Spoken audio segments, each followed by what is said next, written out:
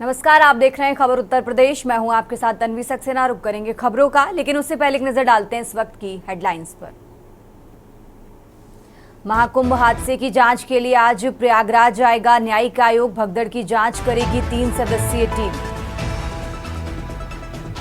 हादसे के बाद 5 और अनुभवी अधिकारियों की संगम नोज में लगी ड्यूटी। पहले भी प्रयागराज में सेवाएं दे चुके हैं अधिकारी। यूपी में समूह का और खाक श्रेणी के अधिकारियों का जनवरी माह का रुक सकता है वेतन। सचिवालय प्रशासन ने जारी किया पत्र। 113 साल का हुआ केजीएमयू का पैथोलॉजी विभाग। रोजाना 10,000 से ज्यादा सैंपल। 3 लैब में 24 घंटे होती है जांच।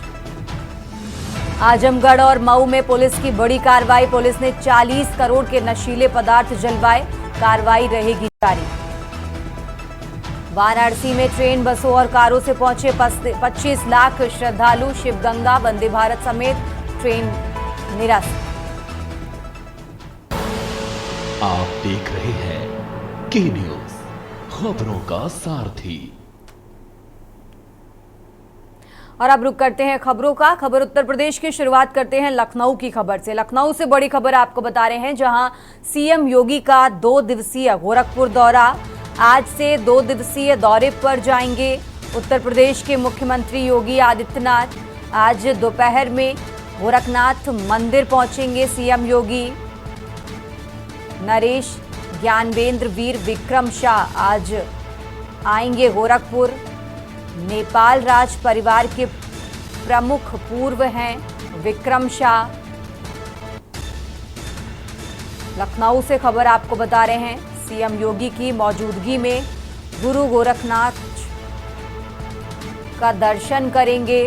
मंदिर परिसर में दर्शन करने के बाद अयोध्या जाएंगे और इसके बाद सीएम योगी से मुलाकात करेंगे। राजधानी लखनऊ से बड़ी खबर आपको बता रहे हैं।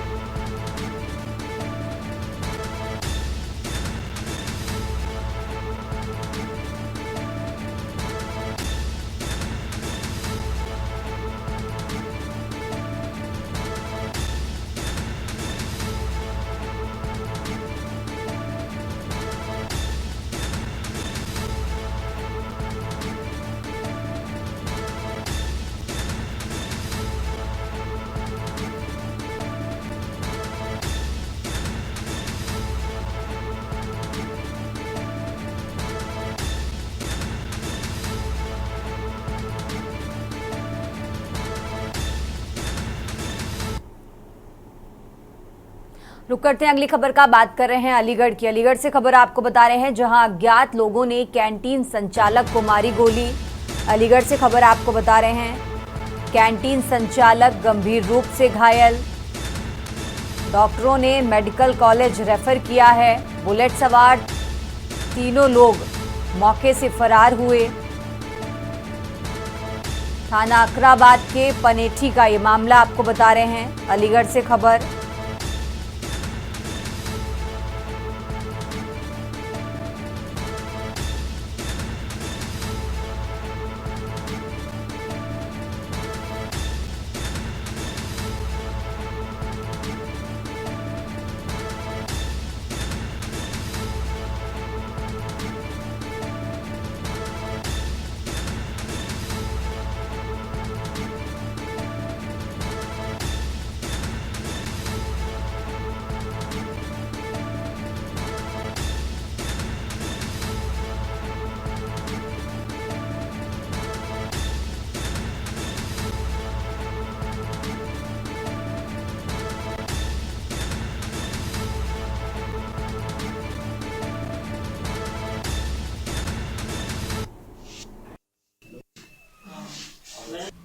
की पिनैटी अंतर्गत थाना अकराबाद में एक अंग्रेजी शराब के ठेके से सूचना प्राप्त हुई कि कुछ अज्ञात व्यक्तियों द्वारा करीब शाम 8:30 बजे ठेके पर फायरिंग की गई है।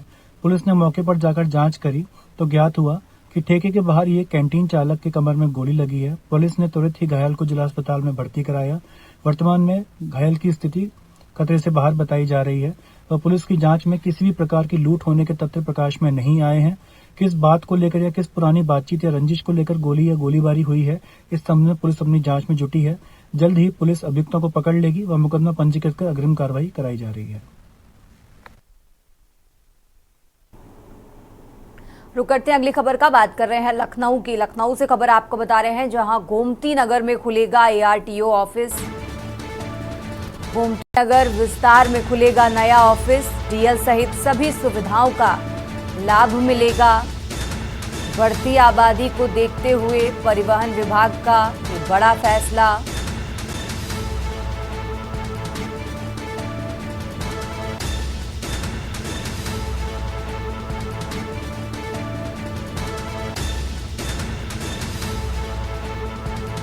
लखनऊ से खबर आपको बता रहे हैं, जहां गोमती नगर में खुलेगा ARTO ऑफिस।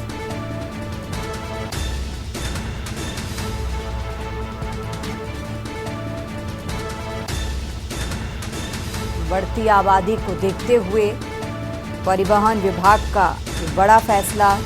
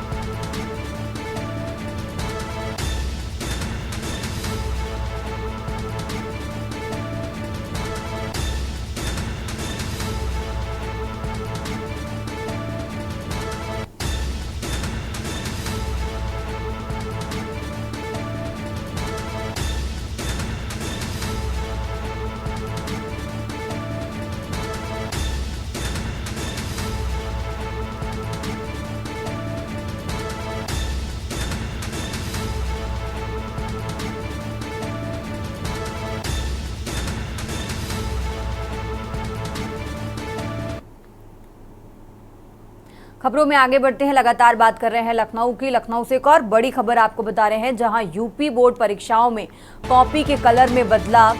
परीक्षाओं में इस्तेमाल होने वाली कॉपियों में बदलाव होगा। कॉपियों का रंग इस बार अलग अलग होगा। 10वीं की परीक्षा देने वालों को गुलाबी रंग की कॉपी मिलेगी और इसी के साथ 12वीं की परीक्षा देने वाले छात्रों को भूरे रंग की कॉपियां मिलेंगी।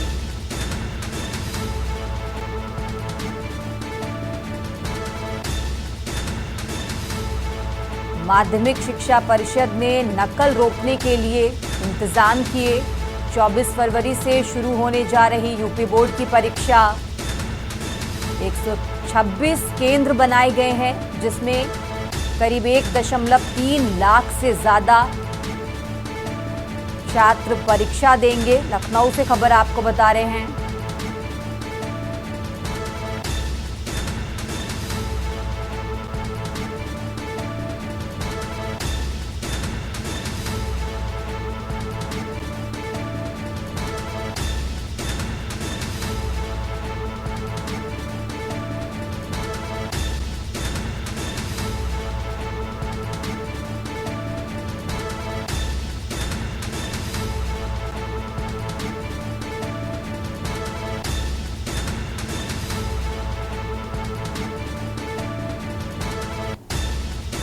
और इसी खबर पर ज्यादा जानकारी के लिए हमारे साथ अविनाश जुड़ गए हैं। अविनाश, जिस तरीके से माध्यमिक शिक्षा परिषद का ये बड़ा फैसला आया है, नकल को रोकने के लिए कदम उठाया गया है, क्या कुछ पूरी जानकारी दर्शकों को बताएं अविनाश?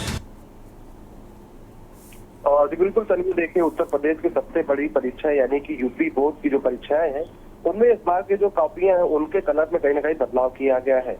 कक्षा 10 की अगर बात करें तो उसमें कहीं ना कहीं जो है गुलाबी रंग और जो है 12वीं की परीक्षा में जो है भूरे रंग की कॉपियों का कहीं ना कहीं इस्तेमाल किया गया है। इस बार जो है जिस तरीके से यूपी बोर्ड में जो परीक्षाएं होती थी उसमें दोनों ही कॉपियां कहीं ना कहीं समान होती थी, हाई स्कूल और इंटर की। लेकिन इस बार कहीं ना कहीं जो है कह सकते हैं कि नकलविहीन परीक्षा बनाने के लिए उत्तर प्रदेश सरकार ने इस बार जो है एक बड़ा फैसला लिया है, जिसमें जो है 10वीं और 12वीं की जो कॉपियां हैं कहीं ना कहीं उसमें जो उनके जो कलर है उनसे जो है बदलाव किया गया है। इसकी जो है तैयारियां पूरी कर ली गई हैं और कॉपियां कहीं ना कहीं राजधानी लखनऊ के जो है आ चुकी हैं। अब उनको जो है तमाम जो परीक्षा केंद्र है वहां पर भेजी जाएंगी। हाई स्कूल की कॉपी के 30 नंबर पेज पर और जो है इंटर के जो है 10वें नंबर पर जो है परिषद का कहीं ना कहीं उसमें जो है मोनोग्राम यानी कि दिन भी कहीं ना कहीं उसमें बनाया गया है, ताकि जो है नकल विहीन परीक्षा कहीं ना कहीं कराई जा सके। साफ तौर पे जिस तरीके से यूपी बोर्ड की परीक्षाएं 25 फरवरी से शुरू होने जा रही हैं, ऐसे में जो है यूपी बोर्ड की जो तैयारियां हैं वो कहीं ना कहीं लगभग पूरी कर ली गई हैं। अगर जो है परीक्षा की बात करें तो 126 केंद्र कहीं ना कहीं बनाए गए हैं, जिसमें जो है 1.3 लाख से अधिक जो है परीक्षा जो है बच्चे जो है कहीं ना कहीं उसमें शामिल होंगे। साफ तौर पर उत्तर प्रदेश का प्रयास यही है कि यूपी बोर्ड की जो परीक्षाएं हैं उसको किसी इस तरीके से नकलविहीन परीक्षा बनाई जाए, तो उसको लेकर तमाम जो है कहीं ना कहीं इंतजाम जो है यूपी बोर्ड की तरफ से की जाती है। ठीक है अविनाश, बहुत बहुत शुक्रिया आपका तमाम जानकारी दर्शकों तक पहुंचाने के लिए। और ये बड़ी खबर आपको लखनऊ से बता रहे हैं, जहां यूपी बोर्ड की परीक्षाएं नकल विहीन कराने के लिए माध्यमिक शिक्षा परिषद का ये बड़ा फैसला सामने आया है।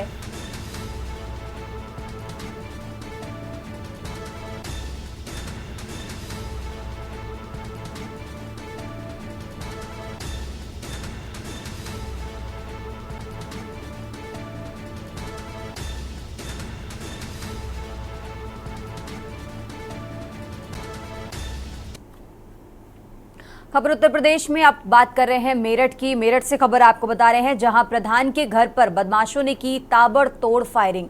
प्रधान ने छिपकर बचाई अपनी जान। कार में सवार होकर पहुंचे थे बदमाश। मेरठ से खबर आपको बता रहे हैं, फायरिंग की घटना घर के बाहर लगे सीसीटीवी में कैद हुई। सूचना पर पहुंची पुलिस ने पूरे मामले की जांच पड़ताल शुरू की है। मेरठ से खबर आपको बता रहे हैं, थाना जानी क्षेत्र के ढडरा गांव का ये मामला।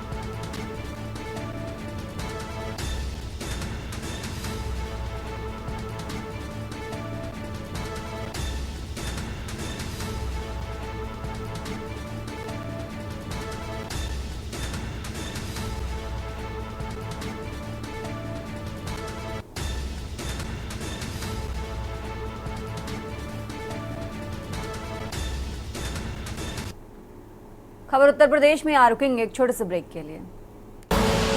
आप देख रहे हैं के न्यूज, खबरों का सारथी। ब्रेक के बाद एक बार फिर से हाजिर हैं, रुक करते हैं खबरों का। बात कर रहे हैं बदायूं की। बदायूं से खबर आपको बता रहे हैं, फोटो स्टेट दुकान पर फायरिंग।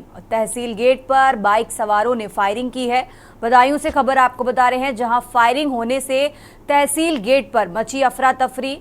फायरिंग करते हुए बाइक सवार मौके से फरार हुए। फिलहाल मौके पर पहुंची पुलिस पूरे मामले की जांच पड़ताल में जुटी है। फोटो स्टेट दुकानदार ने आरोपियों के खिलाफ तहरीर दी है, जिसके बाद आरोपियों की तलाश में जुटी पुलिस। दातागंज कस्बे के तहसील गेट का ये मामला आपको बता रहे हैं। बदायूं से खबर। जहां फिलहाल आरोपियों की तलाश में जुटी पुलिस।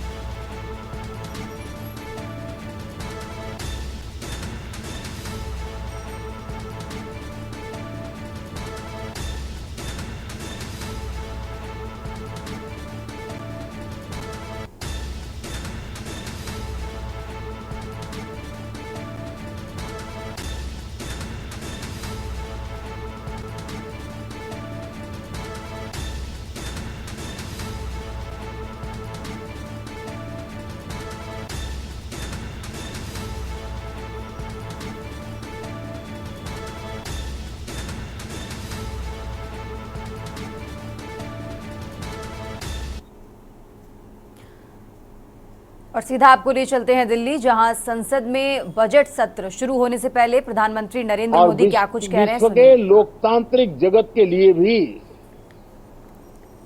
भारत का ये सामर्थ्य अपनी एक विशेष स्थान बनाता है।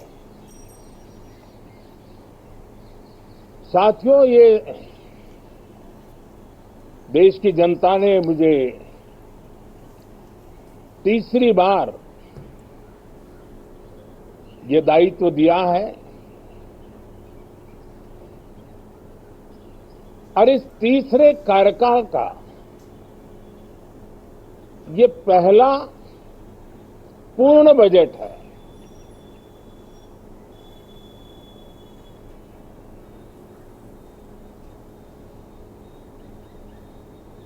और मैं विश्वास से कह सकता हूं कि 2047 जब आजादी के 100 साल होंगे,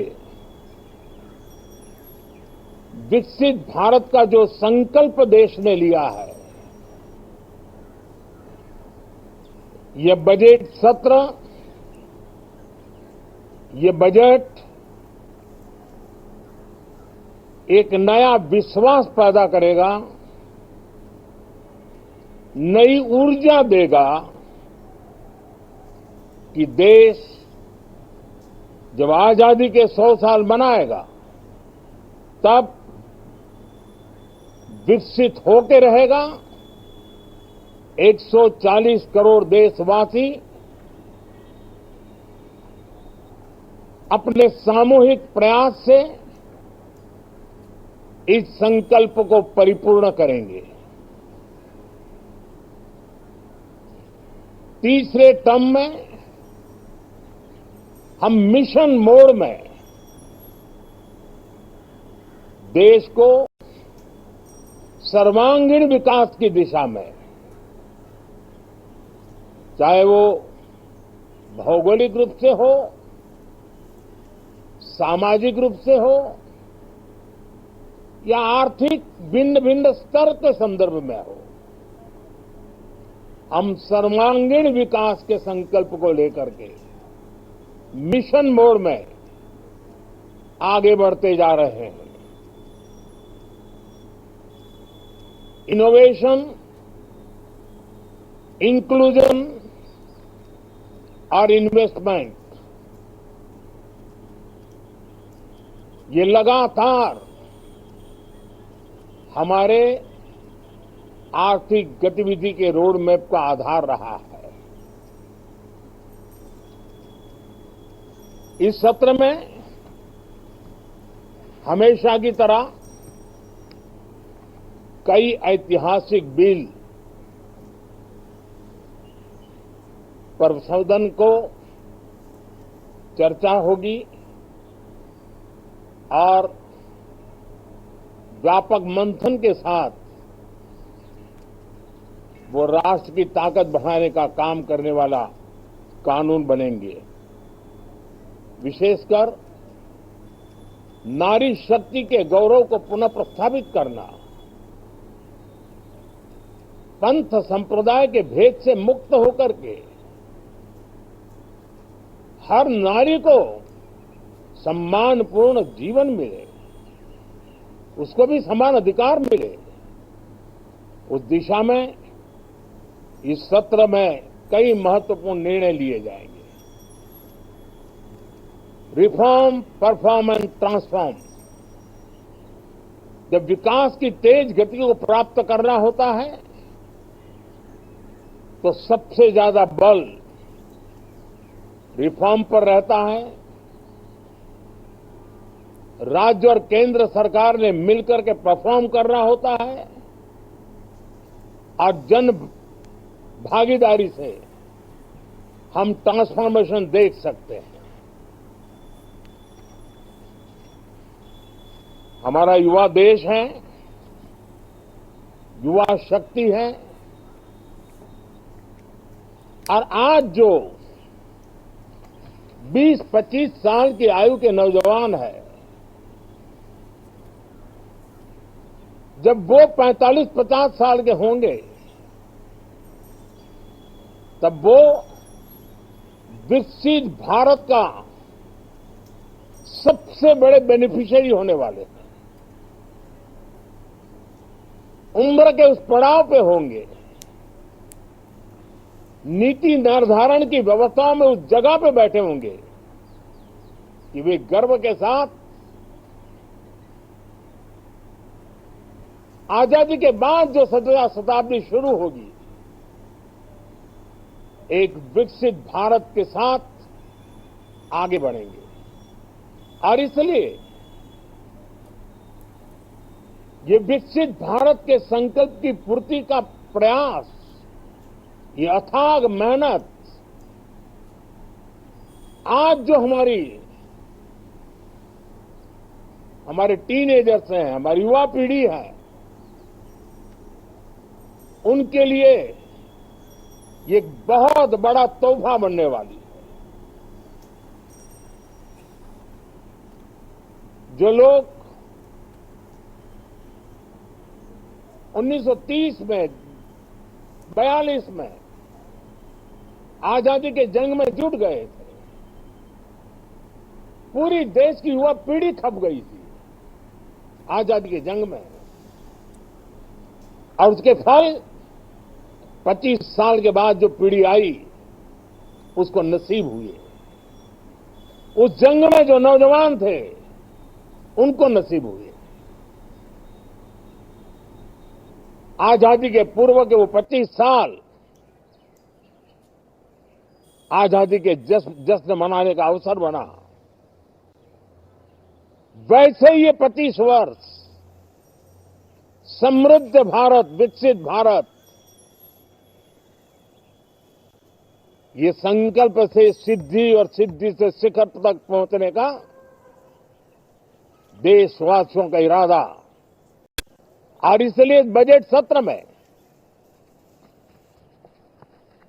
सभी सांसद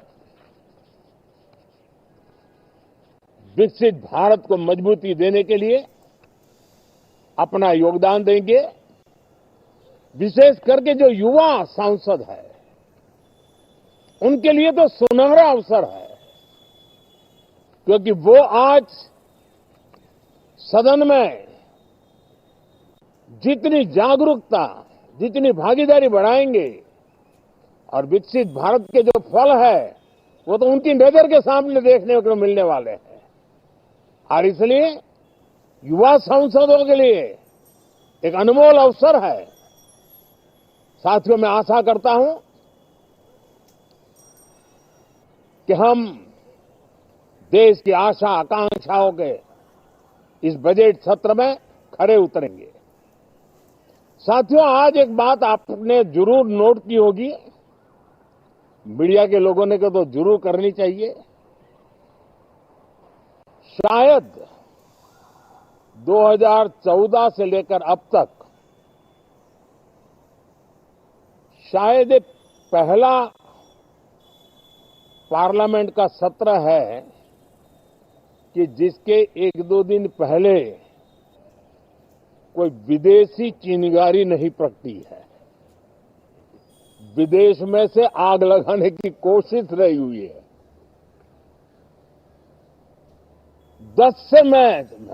10 साल से यानी 14 से देख रहा हूं, हर सत्र के पहले शरारत करने के लिए लोग तैयार बैठते थे और यहां उसको हवा देने वालों की कोई कमी नहीं है।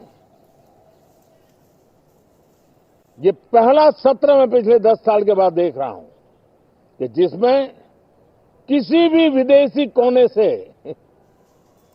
कोई चिंगारी नहीं हुई।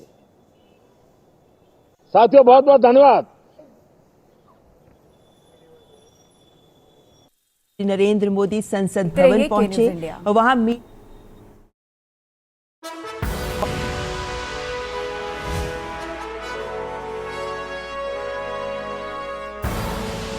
आप देख रहे हैं के न्यूज, खबरों का सारथी।